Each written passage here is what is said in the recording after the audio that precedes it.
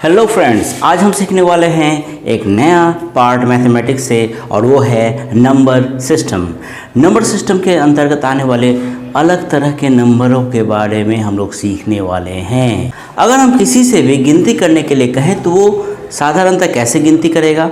1 2 3 4 5 6 7 8 9 10 11 1 2 3 4 5 6 7 8 9 10, यानी हर समय जब भी हम गिनती करते हैं 1 से ही स्टार्ट करते हैं। यही मेरा नेचर है, यानी प्राकृतिक संख्या, यानी जो हमारे अंदर नेचुरली आता है वही होता है नेचुरल नंबर्स।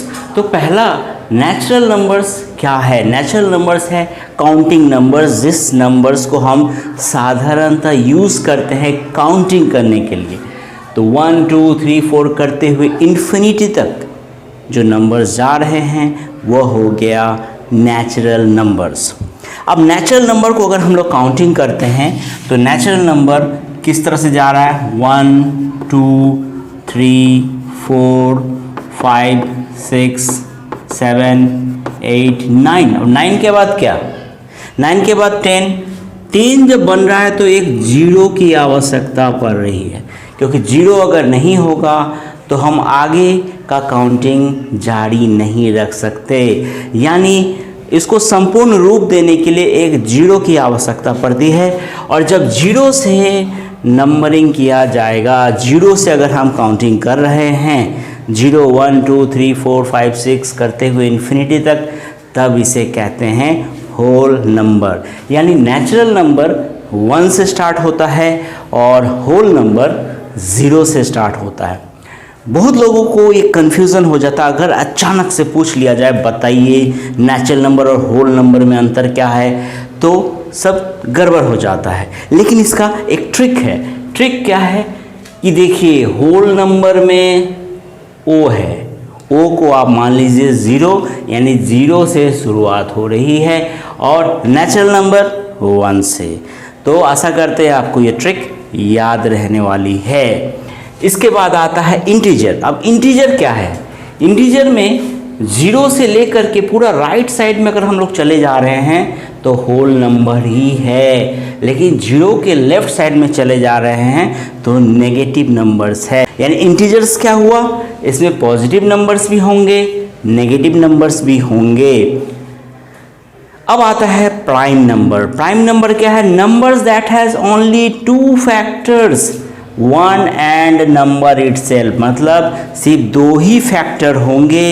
एक तो वो खुद नंबर होगा और 1 होगा। एग्जाम्पल अगर हम देखें तो 2 2 5 7 11, ये सभी प्राइम नंबर्स है। 2 का फैक्टर क्या हो सकता है? 2 और 1। 5 का फैक्टर क्या है? 5 और 1। 7 का है 7 और 1। 11 का है 11/1, यानी 11 और 1, यानी कि सभी का 2 फैक्टर है। तो प्राइम नंबर्स अगर हम लोग बोले, प्राइम नंबर का शुरुआत होता है 2 से। 2, फिर उसके बाद 3, फिर 5, फिर 7, फिर 11, 13। इस तरह से हम लोग प्राइम नंबर लिख सकते हैं। याद रखने वाली बात है कि 2 ही एक ऐसा इवन नंबर है जो प्राइम नंबर है। अदरवाइज प्राइम नंबर में कोई भी इवन नंबर नहीं है, सिर्फ 2 को छोड़कर। ये याद रखने वाली बात है। अब आते हैं हम लोग कॉम्पोजिट नंबर। कॉम्पोजिट नंबर क्या है? Numbers having more than 2 factor, जिसका 2 से ज़्यादा फैक्टर। यहाँ क्या हो गया? प्राइम नंबर का ठीक उल्टा। प्राइम नंबर में सिर्फ 2 फैक्टर, और कॉम्पोजिट क्या हो गया? 2 से ज़्यादा फैक्टर। चेक करते हैं। 2 का 2 ही फैक्टर है, 3 का भी 2 ही फैक्टर है। 4, अगर हम 4 को चेक करें, 4 का फैक्टर क्या है? 1 है, 2 है और 4 है। तो जी हाँ, 4 हो गया आपका कॉम्पोजिट नंबर। फिर 4 के बाद 5 तो नहीं हो सकता कॉम्पोजिट नंबर। 6 हो सकता है, 1 2 3 6। तो यहाँ पर तो 4 फैक्टर हो गया, 2 से ज़्यादा है तो 6 भी हो गया। उसी तरह 7 नहीं होगा, 8 होगा, 9 होगा, 10 होगा, 11 नहीं होगा, 12 होगा। यानी कॉम्पोजिट नंबर जो है, सबसे स्मॉलेस्ट कॉम्पोजिट नंबर क्या है, वो है 4। अगर पूछा जाता है कि what is the smallest prime number, तो आंसर हो गया 2। What is the smallest composite number, तो आंसर हो गया 4। इसके बाद हम लोग सीखने वाले हैं को प्राइम नंबर्स के बारे में। वेल, को प्राइम नंबर क्या है? Two natural numbers are said to be coprime if there HCF is 1। यानी अगर HCF हम 2 नंबर का निकालते हैं और उसका HCF अगर 1 आता है, तो वो दोनों नंबर ही को प्राइम नंबर होगा। जैसे कि 2 और 3 का अगर हम HCF निकालें तो 1 आएगा, 4 और 5 का भी 1 आएगा, 7 और 9 का भी 1 आएगा। यानी को प्राइम नंबर जो है हमेशा पेयर में होते हैं। और याद रखना है कि कम से कम एक नंबर तो प्राइम होगा ही। जैसे 2 और 3 में चले यहाँ दोनों ही प्राइम है, 4 और 5 में 5 प्राइम है, 7 और 9 में 7 प्राइम है, 8 और 11 में 11 प्राइम है। यानी को प्राइम नंबर का कंडीशन क्या है? कम से कम एक नंबर को प्राइम होना होगा, 2 भी हो सकता है, लेकिन कम से कम एक को होना ही होगा।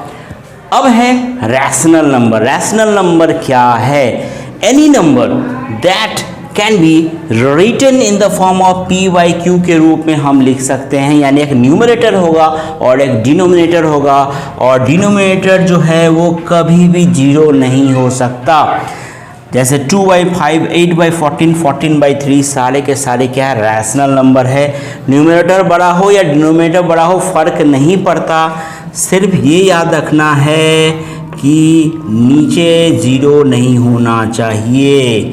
यानी हम ये भी कह सकते हैं कि जितने भी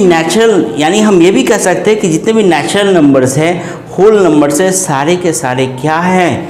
रैशनल नंबर है। क्योंकि हम 5 को 5/1 तो लिख ही सकते हैं, 10 को भी हम लिख सकते हैं 10/1, 0 को लिख सकते हैं 0/5, 0/4। तो ये सभी क्या है? रैशनल नंबर है। सिर्फ एक ही कंडीशन याद रखना है कि डिनोमिनेटर 0 नहीं हो सकता, न्यूमरेटर हो सकता है। अब आते हैं इरेशनल नंबर।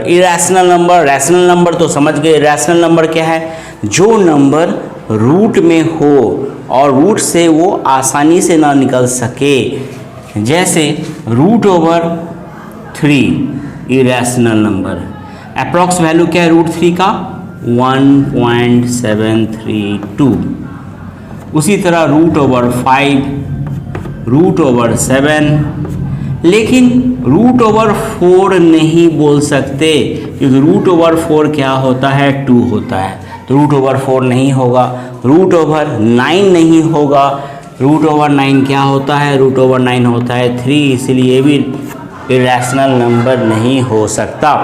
अब आते हैं रियल नंबर। रियल नंबर क्या है? Whole number, natural number, rational number, irrational number, सभी रियल नंबर के अंदर ही आते हैं। यानी जो नेचुरल नंबर है 1 से स्टार्टिंग हो रहा है काउंटिंग, वो भी रियल नंबर है। होल नंबर जो कि 0 से स्टार्टिंग होता है, वो भी रियल नंबर है। रैशनल, इरेशनल नंबर और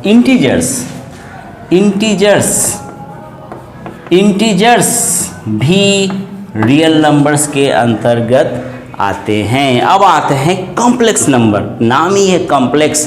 कॉम्प्लेक्स का मतलब क्या? रूट के अंदर कोई नंबर हो और वो नेगेटिव साइन के साथ हो, तो हो गया कॉम्प्लेक्स नंबर। जैसे कि √-5, इसको हम लोग लिखते हैं कैसे? इसको हम लोग लिखेंगे √5i। √-3 को कैसे लिखेंगे? √3i। ये i का मतलब है √-1। आज के लिए इतना ही। हम फिर मिलेंगे आपसे अगले क्लास में। और एक बात आपसे और कहना है कि मैंने एक नया चैनल स्टार्ट किया जिसका नाम है मंडल सर शॉर्ट्स, और उसमें मैं कॉम्पिटिटिव एग्ज़ाम्स में यूज़ करने वाले शॉर्ट ट्रिक्स को मैं सिखाता हूँ। आप अगर चाहते हैं तो उस चैनल को भी सब्सक्राइब कर सकते हैं। आपसे मिलते हैं अगले क्लास में। तब तक के लिए गुड बाय।